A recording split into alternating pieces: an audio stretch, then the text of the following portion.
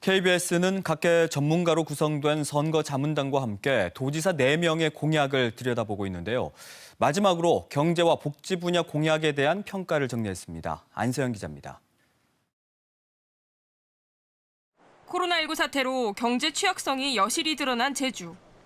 도지사 후보들은 각자 어떤 경제 해법을 제시하고 있을까? 오영훈 더불어민주당 후보는 역대 최대 규모인 7천억 원 규모의 추경 예산을 편성해 코로나19 피해를 지원하고 상장기업 20개 유치 육성을 통한 양질의 일자리 창출을 공약했습니다.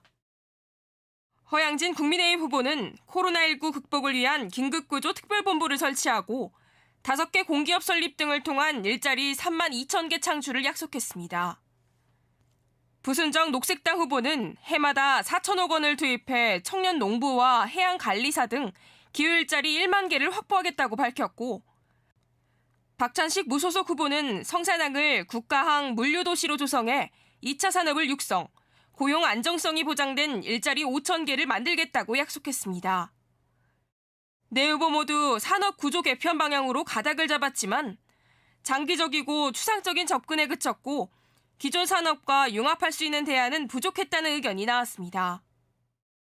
제주도민들의 삶의 질을 높이기 위한 복지 분야 공약으로는 어떤 계획을 제시했을까?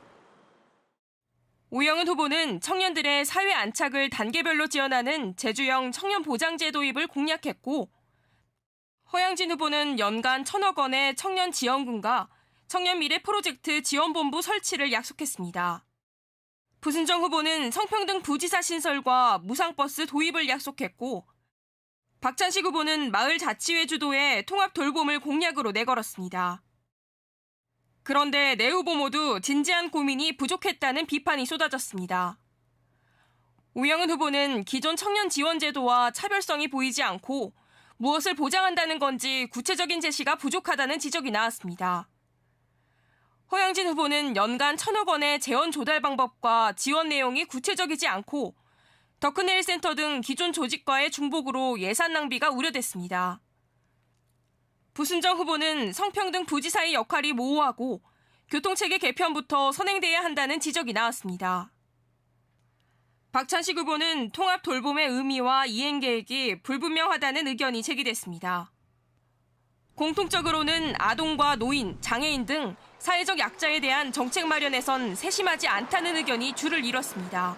복지를 딱 우리가 느낄 때는 사회적 약자를 중심으로 해서 복지라고 하지 않습니까?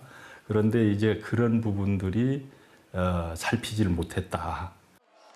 KBS 자문단은 표만 쫓는 공약을 쏟아내기보단 제주가 갖고 있는 그동안의 문제를 진지하게 고민하고 실현 가능한 정책을 발굴해 차기 도정에 반영해 줄 것을 요구했습니다. KBS 뉴스 안서연입니다.